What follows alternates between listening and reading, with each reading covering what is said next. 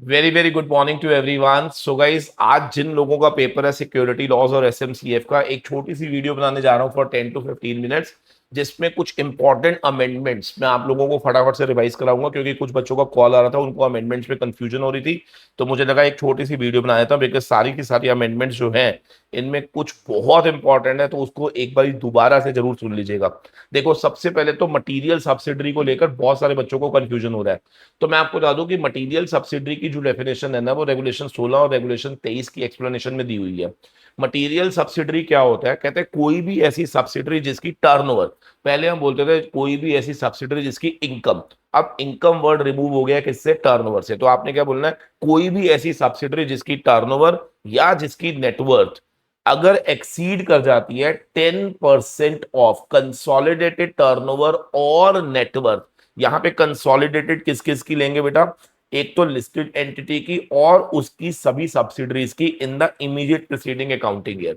तो यहां पर आपको दो बातें याद रखनी है कि अगर आप एज पर रेगुलेशन 16 बोल रहे हो, तो रेगुलेशन 16 के अंदर कोई भी सब्सिडरी कंपनी मटीरियल सब्सिडरी कब बनती है? जब उसकी टर्नओवर या उसकी नेटवर्थ एक्सीड कर जाती है 10% ऑफ कंसोलिडेटेड टर्नओवर और consolidated net worth of that listed entity along with its subsidiaries in the preceding financial year. Clear है? नहीं, अकाउंटिंग ईयर। अब इसके अंदर एक बात याद रखनी है कि अगर ये सेम आपसे पूछा जाता है एज पर रेगुलेशन 23 एक्सप्लेनेशन, तो आपने 10% के बजाय कितना लिखना है? 20%। 10% के बजाय कितना लिखना है? 20%। पूरा डेफिनेशन सेम है। कोई भी सब्सिडरी जिसकी टर्नओवर और नेटवर्थ एक्सीड करेगी 20% ऑफ कंसोलिडेटेड टर्नओवर और नेटवर्थ। ठीक है जी। तो आपको बस ये थोड़ा सा ध्यान रखना है, रेगुलेशन 16 में 10 और अगर 23 के रेफरेंस से चल रहे हैं तो 20%। क्लियर हो गया? यस। और इनकम के बजाय हमने क्या वर्ड यूज करना है? टर्नओवर। दूसरा इंपॉर्टेंट अमेंडमेंट जो आ रही है that is material related party transaction. पहले आपने 1000 करोड़ और 10% ऑफ द टर्नओवर पढ़ा था, वो अब छोड़ देना। अब अगर आपको ये चेक करना है कि weather a given transaction is material और नॉट, मटेरियल रिलेटेड पार्टी है या नहीं, याद रखना मटेरियल रिलेटेड पार्टी ट्रांजैक्शन की जो इंपॉर्टेंस थी वो आती थी शेयर होल्डर अप्रूवल के लिए एज पर रेगुलेशन 23। तो शेयर होल्डर अप्रूवल लेना पड़ता था अगर कोई भी रिलेटेड पार्टी ट्रांजैक्शन मटेरियल है तो। याद आ रहा है? अगर वो मटेरियल नहीं है तो क्या खाली ऑडिट कमेटी से ही क्या हमारा काम चल जाता था? यस। तो अब यहां पर मटीरियलिटी कैसे चेक कर रही है उसके लिए बड़े आराम से तसल्ली से पहले सुन लो। आपको ये देखना है कि अगर वो ट्रांजैक्शन की वैल्यू एक्सीड करेगी, देखो किस चीज को एक्सीड करेगी? 10% ऑफ टर्नओवर। अगर आपकी टर्नओवर अप टू 20,000 करोड़ है, अगर आपकी टर्नओवर अप टू 20,000 करोड़ है, तो कोई भी ट्रांजैक्शन रिलेटेड पार्टी की मटेरियल बन जाएगी अगर वो 10% ऑफ टर्नओवर से ज्यादा है। क्लियर है? दूसरा केस कहता है अगर वो एक्सीड करती पाएगा, याद रखना ये लाइन मत लिखना भूलना, एक्सीड्स, ये कॉमन वर्ड है, एक्सीड्स किसको? 10% ऑफ टर्न, 10% ऑफ टर्नओवर। समझ आ रही है? ऐसे पढ़ना है आप। दूसरा देखो क्या, 2000 प्लस 5% ऑफ कंसोलिडेटेड टर्नओवर जो कि इन एक्सेस टू 20,000 करोड़ होगा। ये कब लिखना है आपने बताया आपको? जब आपकी टर्नओवर जो है वो 20,000 से ज्यादा है, अप टू 40। क्लियर है? और अगर आपकी टर्नओवर 40 से ज्यादा है तो उस केस में ये 2000 बन जाएगा 3000 प्लस 2.5% हो जाएगा। 2.5% in excess to 40,000 crore. Clear है ना? तो ये ऐसे आपको याद रखना है। तो अगर कोई भी ट्रांजैक्शन एक्सीड करती पाई गई इससे इससे इससे इन द फॉलोइंग केसेस, तो वो बन जाएगी मटेरियल रिलेटेड पार्टी ट्रांजैक्शन। क्या सबको क्लियर है? नहीं तो आप लोगों को याद होगा हम लोगों ने एक छोटा सा टेबल बनाकर पढ़ा था, तो वो टेबल एक बार फटाफट से चेक कर लेते हैं। ये टेबल है बेटा, कि क्या कह रहा है? कहते हैं transaction related party shall be considered as material अगर transactions to be entered individually और taken together in the previous transaction during the financial year exceeds. अगर एक फाइनेंशियल ईयर में वो एक्सीड कर जाएगी, आवाज मारो किससे एक्सीड करेगी? 10% of the annual consolidated turnover. लेकिन ये कब देखना है? जब आपकी कंसोलिडेटेड टर्नओवर अप टू 20,000 है। 2,000 प्लस 5%, ये कब देखना है? जब वो मोर देन 20,000 अप टू 40,000 है। 3,000 प्लस 2.5%। अच्छा, इसमें याद रखना, जो थर्ड वाली लिमिट है ना, उसमें एक लाइन और लिखी हुई है कि 3,000 प्लस 2.5% इन एक्सेस टू 40,000 और 5,000 करोड़, यानी कि इन इसमें से जो लोअर होगा ना, उससे अगर ज्यादा पाई गई, इन दोनों में से जो लोअर होगा उससे अगर ज्यादा पाई गई, तो याद रखना यहाँ पे 5,000 करोड़ अपर सील भी लगी हुई है इसमें। क्या क्लियर है या नहीं? ठीक है सर। सर इसके बाद ना मोस्ट इंपॉर्टेंट जो अमेंडमेंट्स मैं बार बार बोलता हूं, वो है किसकी? एंजल फंड की। एंजल फंड को अब पार्ट ऑफ सब कैटेगरी ऑफ वीसीएफ नहीं माना जाता, क्या वो अलग से एआईएफ का पार्ट बन चुका है कैटेगरी 1 का, ये ध्यान रखना। ठीक है, और इसमें इन्वेस्टमेंट कौन करेगा? अक्रेडिटेड इन्वेस्टर ही इन्वेस्ट करेंगे। बोल दो एक बारी, अक्रेडिटेड इन्वेस्टर जो होते हैं वो इन्वेस्ट करेंगे किसमें? In the angel funds. और मैंने आपसे ये भी कहा था कि जितने भी अक्रेडिटेड इन्वेस्टर एंजल फंड में इन्वेस्ट करते हैं, उन सभी को क्या क्यूआईबी का पार्ट माना गया है? ये भी अनदर अमेंडमेंट है, आपको ध्यान रखनी है। अच्छा, इसके अंदर ना एक छोटी सी बात याद रखना, पेपर में ये पूछ लिया जाए कि बताओ अक्रेडिटेड इन्वेस्टर कैसे पता चलेगा कौन है, तो इसके लिए याद रखना वो लाइन क्या है, ध्यान से सुनना। एन अक्रेडिटेड इन्वेस्टर का मतलब है कोई भी पर्सन जिसको ग्रांट करेगा सर्टिफिकेट ऑफ अक्रेडिएशन, जिसको सर्टिफिकेट मिलेगा अक्रेडिएशन का, किससे? अक्रेडिएशन एजेंसी से। और जो इन कंडीशंस को फुलफिल करेगा। अब ध्यान से देखना, अगर अक्रेडिटेड इन्वेस्टर बॉडी कॉर्पोरेट है तो हम चेक करेंगे कि उसकी नेटवर्थ कितनी होनी चाहिए, कम से कम 50 करोड़। अगर वो trust other than family trust है तो उसकी नेटवर्थ 50 करोड़। क्लियर है? और अगर वो किसी भी तरह की पार्टनरशिप फर्म है तो उस केस में पार्टनर का, यानी कि इंडिविजुअल को अपनी क्राइटेरिया मीट करनी होगी। अब इंडिविजुअल के लिए क्या होता है, ध्यान से सुनना। इंडिविजुअल के लिए ना आपके पास 3 ऑप्शन है, यानी कि या तो इंडिविजुअली आपको एनुअल इनकम देखनी है, तो उसकी एनुअल इनकम कितनी होनी चाहिए? 2 करोड़ कम से कम। ठीक है, और अगर ऐसा हुआ, या फिर उसकी नेटवर्थ होनी चाहिए 7.5 करोड़, 7 करोड़ 50 लाख, जिसमें से 50% यानी कि 3 करोड़ 75 लाख उसके मॉनेटरी एसेट्स यानी कि फाइनेंशियल एसेट्स की फॉर्म होनी चाहिए। और इन दोनों को कंबाइन भी कर सकते हैं। अगर मैं दोनों को कंबाइन कर लूंगा तो एनुअल इनकम हो जाएगी 1 करोड़ एंड मिनिमम नेटवर्थ हो जाएगी 5 करोड़, जिसमें से 2.5 crore in the form of financial assets. एक बार फटाफट से बताता हूं, या तो सिर्फ एनुअल इनकम, सिर्फ एनुअल इनकम देखोगे तो 2 करोड़, सिर्फ नेटवर्थ देखोगे तो 7.5 करोड़, जिसमें से 50%, कम से कम 50% जो होती है वो in the form of financial assets होनी चाहिए। और अगर आप दोनों को क्लब करके देखोगे तो एनुअल इनकम 2 नहीं है, 1 भी चल जाएगी, लेकिन उस केस में एंड नेटवर्थ कितनी होनी चाहिए? 5 करोड़, जिसमें से 2.5 करोड़ जो है वो फाइनेंशियल एसेट्स के लिए होनी चाहिए। क्या सबको क्लियर हो गया? बोलो बेटा। तो ये याद रखना, अक्रेडिटेड इन्वेस्टर्स कौन होते हैं, और अक्रेडिटेड इन्वेस्टर्स ही अब एंजल फंड में इन्वेस्ट करेंगे। और वो अक्रेडिटेड इन्वेस्टर जो एंजल फंड में इन्वेस्ट करेंगे वो सारे के सारे कवर्ड हो जाते हैं किसके अंदर? जल्दी बता दो। वो अब सब सारे के सारे जो है ना क्यूआईबीज का पार्ट बनेंगे। Very good. अच्छा, एक इंपॉर्टेंट अमेंडमेंट एंकर इन्वेस्टर की ध्यान रखनी है। एंकर इन्वेस्टर कौन होते हैं, पहले तो ये आपको पता होना चाहिए। एंकर इन्वेस्टर वो होते हैं जिनका मिनिमम एप्लीकेशन साइज 10 करोड़ होता है मेन बोर्ड पे, और minimum application size at the time of IPO कितना होता है? 2 करोड़ ऑन एसएमई। यहां तक तो क्लियर था।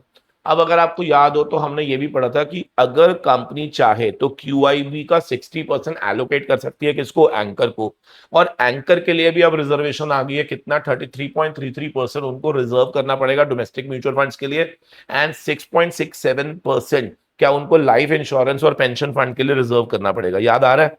तो ये आपको ध्यान रखना है, ये आपको ध्यान रखना है। 6.67% reserve for life insurance companies and pension fund, 33.33% anchor investor reserve for domestic mutual funds. यहां तक क्लियर है?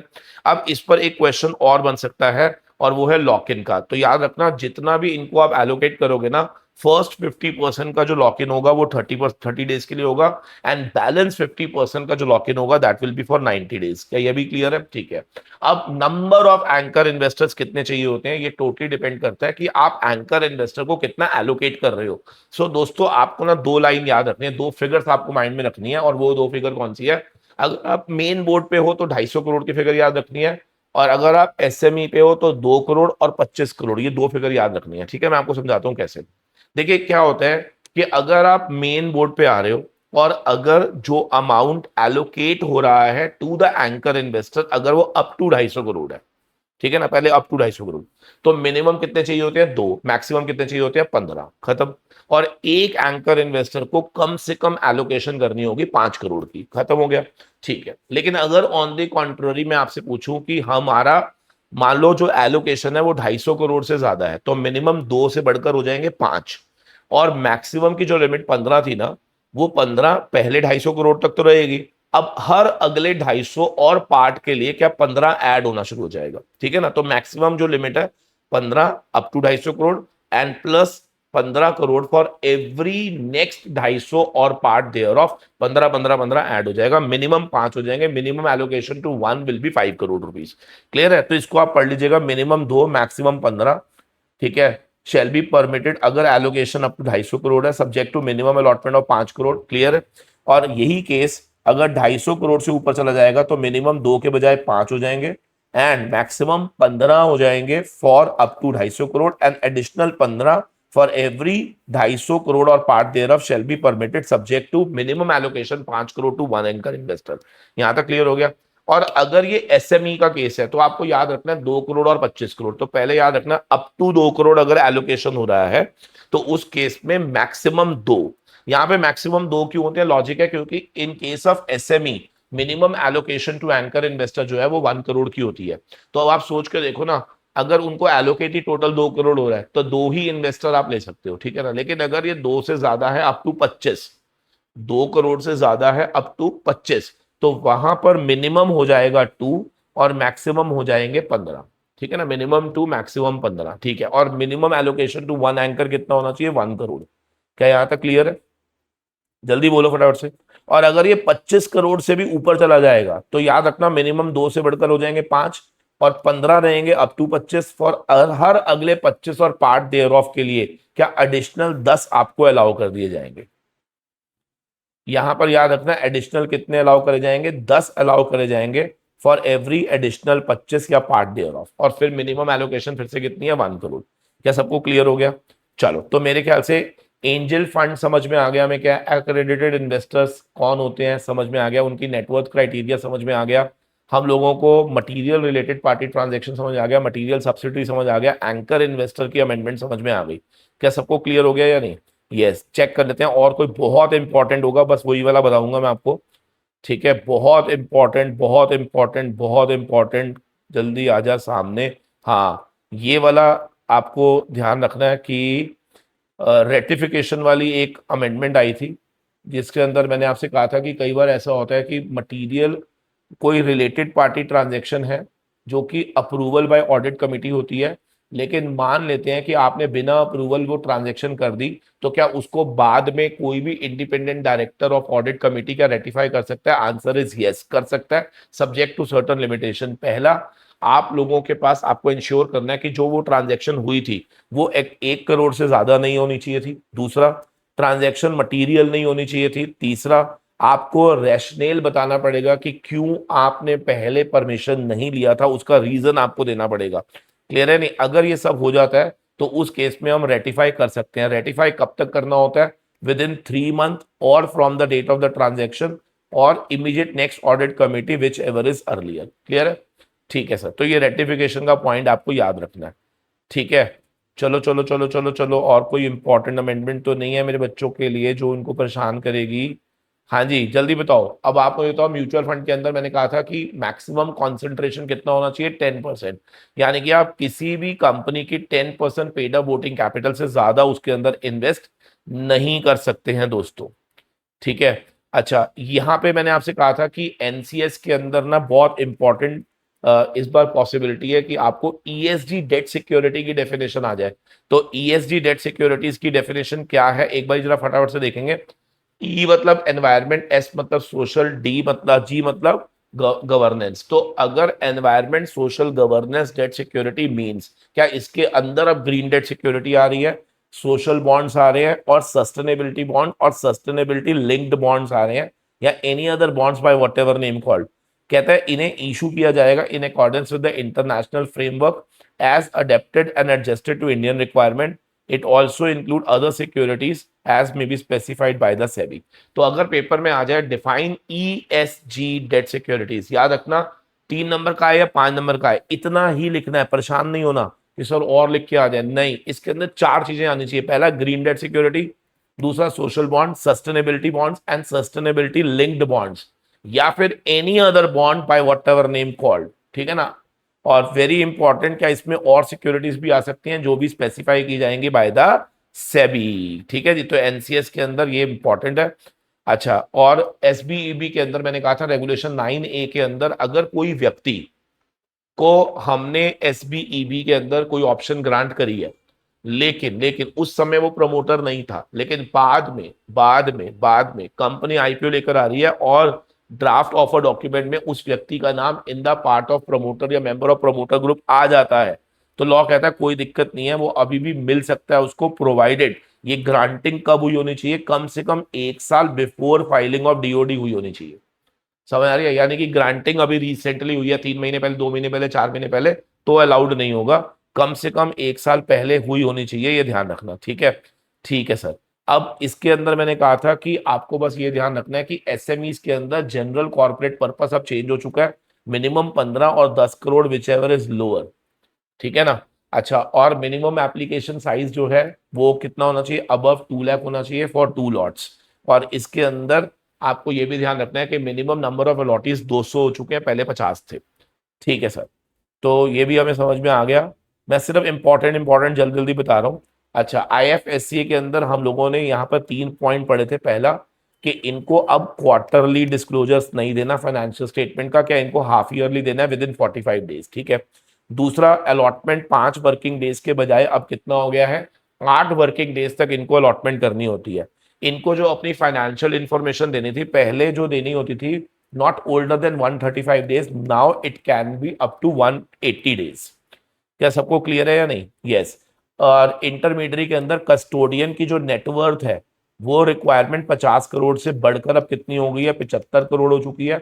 और याद रखना, जितने भी इन्वेस्टमेंट एडवाइजर या रिसर्च एनालिस्ट है उनका अब से नेटवर्थ रिक्वायरमेंट चेंज होकर क्या वो अब डिपॉजिट में कन्वर्ट हो चुका है।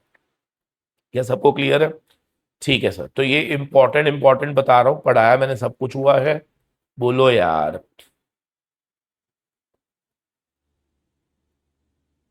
अच्छा, ये बार बार मैं बोल रहा हूँ कि कई बच्चों को बड़ी दिक्कत होती है कि सर एक बात बताओ इसका क्या करें, ये जो नई इनफॉर्मल गाइडेंस आई है। तो मैंने कहा इनफॉर्मल गाइडेंस जो आपने पहले पढ़ी थी वो सेम टू सेम चल जाएगी, बस इसके अंदर याद रखना कि अब फीस 50,000 ऐड किया गया है और डिस्पोजल विद इन 60 डेज, ये ध्यान रखना, बाकी सब वही है जो आपने पढ़ा था, ठीक है। यस। और अगर ब्लॉक डील का कॉन्सेप्ट आ जाता है तो अब याद रखना मिनिमम ऑर्डर कितना हो गया, 25 करोड़, ठीक है। और बल्क डील के अंदर अगर कोई भी ट्रांजैक्शन आप किसी भी स्क्रिप्ट में कर रहे हो जिसकी टोटल क्वांटिटी बॉट या सोल्ड मोर देन कितना है, 0.5%, 0.5%। क्या सबको क्लियर है? बोल दो बोल दो बोल दो।